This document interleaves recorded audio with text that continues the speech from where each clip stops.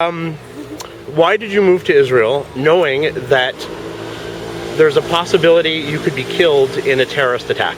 First of all, I was never afraid of being killed in an attack, and I came here because my mother is Israeli, and I wanted to learn about Judaism because I grew up in Sweden. My father was Christian, and yes. Okay. And you, François? I had more of a Nero stand. At the time I was very romantic about Zionism, and I thought, oh, what a nice death, what a nice way to die, being killed for some ideology or some big dream. I used to believe, I used to be a very strong Zionist at the time, even religious Zionist. And now? It's 13 years ago. But now, what are your views? No, first you said we're talking to the Arabs, so I want to say hello to all the Arabs, and I hope they there is no parallel, of course, but if I changed my views, so I hope it will motivate even only one to change his views, and I hope we can live in peace and harmony. I understand their griefs, and I wish them the best, starting by having good schools like we have, having hospitals, just as good as we have, and maybe also courts, just as bad as we have, which is already better than nothing, which is the case in the Arab world. So I wish the Arab world to have bad democracy like we have and everything, but just to have it, to enjoy what we can enjoy here on holiday, which means Western style kind of life, which for as an individual is something to enjoy. It's just to enjoy. You see, I have a different ideology now. I come from France, Paris, and why did I move to Israel? Actually, I don't have a clue, but I decided to come here like 10 years ago because I liked the atmosphere of this country. I liked the fact that something was happening which I didn't really understand, and I liked the kind of a mess. Not only like mess in terms of architecture, of urban, also actually like the urban mess of the city, and the thing that it was completely different from what I used to know and what I knew from Europe, from my from the country I was born. Okay. And so it's more Middle Eastern here? You mean in that sense? In my eyes, yeah, it was more Middle Eastern, and I liked the thing that I didn't understand. That I didn't understand something. That was something that was out of my framework and understanding. Okay. Now, did it scare you? The question was, why did you move here knowing that there could be terrorism?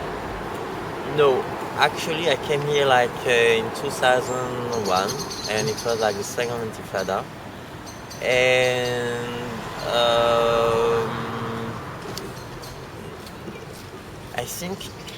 I mean it was very scaring. It was, at the end it was completely depressing, because I was there like for a Pesach, for like like Passover, Easter 2001, and there was a lot of terrorist attack, and people were like dying. Mm-hmm. So at the end, and at this time, it was completely depressing. But then before that, I also didn't understand a lot, because at this time I didn't speak Hebrew. So I just saw like picture in the newspaper, like of the people who were like who died the night before or the day before, as a show in the newspaper, mm-hmm. like the face of the people who were killed. So at one thing, it was like kind of a challenge, actually, of living in a country where there is like danger, like a physical challenge and a moral challenge, and in the other end, I think I felt after all that period a bit depressed because it was too much. It was too much of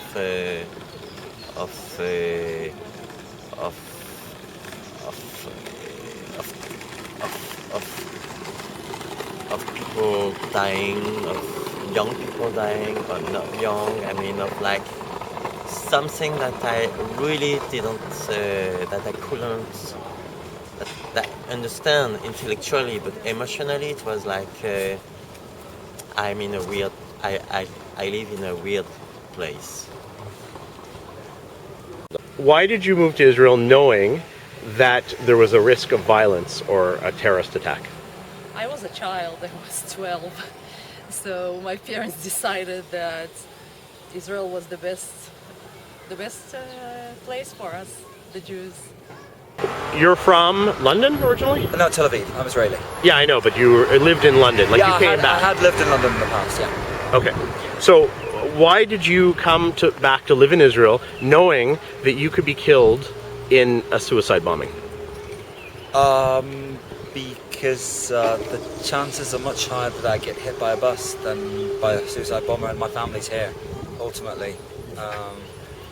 I'd lived in this city as it survived one suicide bombing after another. Everyone conveniently forgets that Tel Aviv was the first place that was hit. And you just, you build a thicker skin. If you're able to go out drinking a night after a suicide bombing and the knowledge that you have to move on, then the prospect of that happening is not going to deter you from living your life in the place where you grew up, and ultimately the only place you can call home right now. So that's it. That's why I came back. Because Tel Aviv's home. And you could blow it up, but we'll just rebuild it. Why would you move to Israel knowing that there are Palestinians who want to kill you? In New York, thousands of people die of random violence every year. Okay. Drug deals, drive-bys, just ridiculous accidents, snowfalls, acts of God. In Israel, what I told my friends before I left is, odds are if you die here, you know why. Okay. So why do you want to live in Israel? It's just the most amazing place, and I've lived all over the world. I've lived in the Caribbean, I've lived in Europe. I call myself a citizen of the world. I've been a marcher and a demonstrator all my life. But maybe let's just say with the years I've gotten more in touch with my Jewish soul. And I am married to an Israeli, and it was time for him to come home. So, like Ruth says, where you go, I go too. Why did you move to Israel knowing that there's a possibility you could be killed in a terrorist attack? It's not something I think about. It's a possibility anywhere. In London, there were attacks. In New York, you can get killed anywhere. It's not a thing I think about. This question came from somebody who's Palestinian and asked, why would you move here knowing that you could die in a terrorist attack? Hi. Why would I move here? I made the decision to move here actually after living here for 6 months. Okay. So I had a chance to see that it's not what it looks like from the States. Once being here for half a year and experiencing it for myself, Okay. it didn't feel the same as it looked to me on TV. So from experience, I made the decision.